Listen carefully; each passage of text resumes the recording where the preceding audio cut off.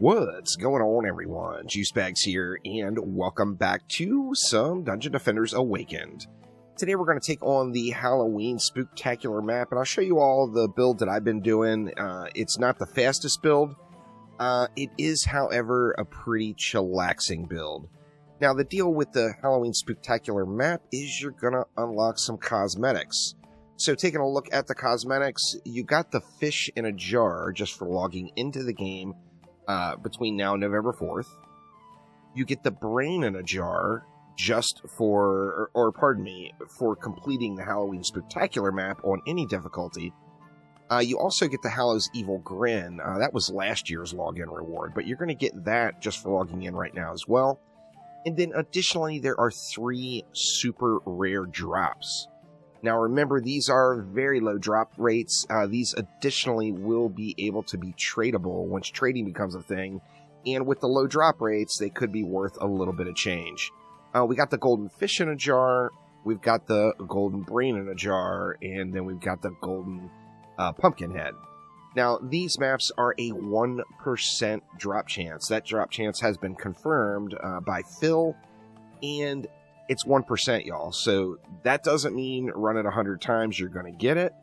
What that does mean is it's going to take you a whole lot of attempts. So 1% is 1%. It's a 1% chance every time. That means you're going to have to grind it an absolute ton. Now, additionally, these only drop in Massacre mode. So it doesn't matter if you have hardcore enabled or not. To be honest with you, if you're grinding this map, this has no factor on you whatsoever, so it doesn't even really matter. Halloween Spooktacular Massacre is a 1% chance to drop. Now, this is the build that I've been doing. It's a very chill solo build. As far as just knocking it out, if you sit down, you've got a few hours, and you say, okay, I want to do the Halloween Spooktacular map 20 times.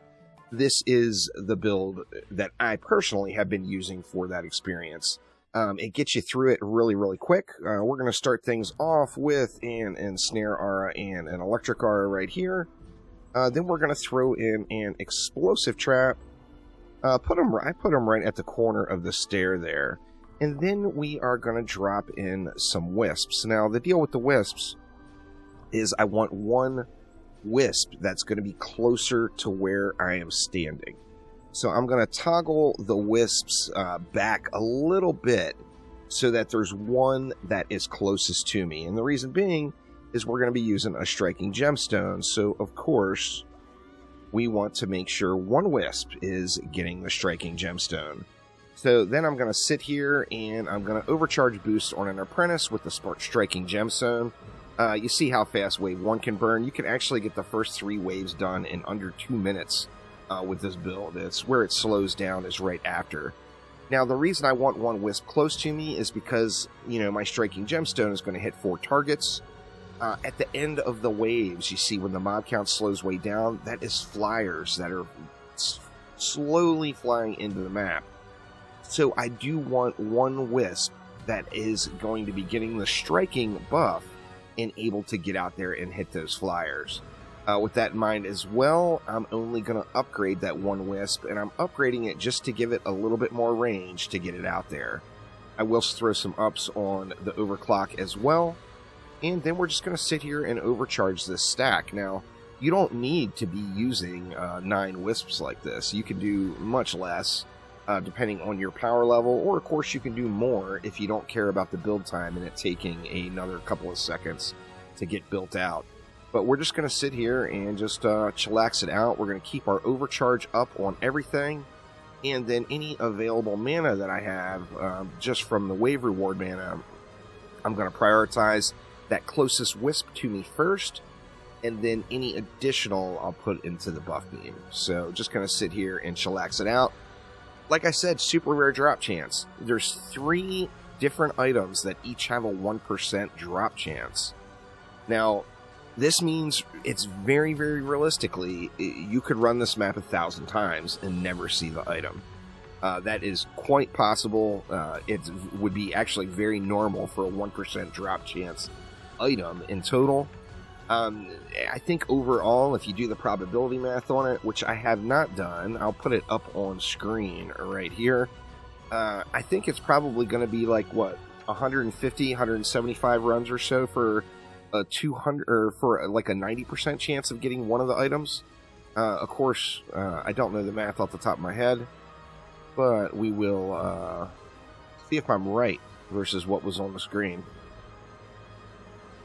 Wave 4 now, and you see we're only 3 minutes and 13 seconds in, so it's going relatively quick. I ran out of juice finally. It took me, what, 3 waves to run out of mana just with having the 10 mana regen. So the waves do run quick.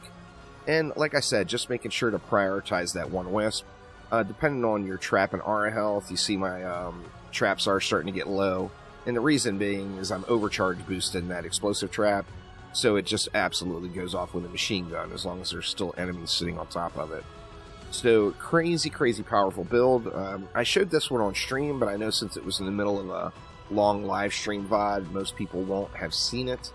So I wanted to get it up there, and this is the Halloween Spooktacular run that I personally have been utilizing. So let's just keep it flowing. Not enough for any more upgrades yet, so I'm just going to save my mana. We should get enough for the final wave to throw another upgrade on those wisps. You see we're at 1,100 enemies now, so it does go a little bit quicker, or slows down a little bit, pardon me, in these later waves. And then, of course, wave 6 is going to be even more. But with this particular build, your trap label on the explosive trap is right at this spawner right here.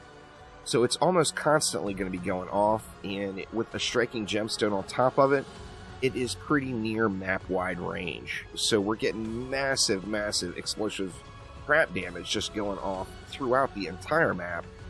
Then we've got that electric aura, and then, of course, the wisps to clean up all of the little guys and all of the ogres. So just going to keep on spraying it out here. You see my mana is starting to chunk down again, so maybe I'll restart my overcharge since we're at a low mob count. Yeah, let's just go ahead and do it.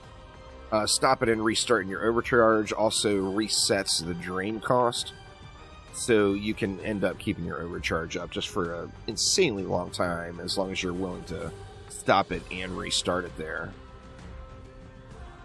Just about there. The thing I like about this build the most, I think, is its chill value. Knowing that realistically I'll probably have to do this map hundreds of times to get the drops. Maybe, I mean, as you see, I haven't even gotten a drop yet, and I've already done it well over 100 times. You know, you're going to have to do it a lot. So for me personally, having to do a map just a ton of times to get the super, super rare loot means I want to be able to do it in the most chillaxing way possible, just for my own quality of life.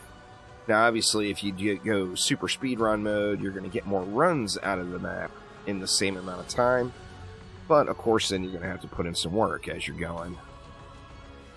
And this one's pretty chill. You know, repair some auras. We do have enough to upgrade that wisp. Do a couple of upgrades, but it doesn't require moving around at all. We're down to 400 mobs, and let's see if this might be the one. One of the real beauties of super rare loot in any game. Anything that has a ridiculously low drop chance. You know, I start thinking about some of those old enchanting recipes way back in the day in World of Warcraft that I used to grind. Any of those items with a super low drop chance, your very next run could be the one that drops it. So that's really the draw, and that's what keeps me personally going with the just one more thing. I know it's a pretty normal aspect of grind games to have something super rare like this, but I'm pretty stoked about it. And once again, as I mentioned, they are going to be tradable, meaning they could be valuable. Now, I'm assuming as time passes, there's going to be a lot of these in the market, and the price will go down on them quite a bit. So that's the guaranteed one. That's another thing you know instantly if you got it. If you see 2 of the little jars like this pop, then you know you got one of the rares. Because one is always guaranteed, and that is the regular brain in the jar. So no luck this time around. Back to it once again, but that is the build that I personally have been using to grind it out when I'm solo grinding in the Halloween Spooktacular event. But thank you all so much for watching, and I will see ya next time around. Take it easy.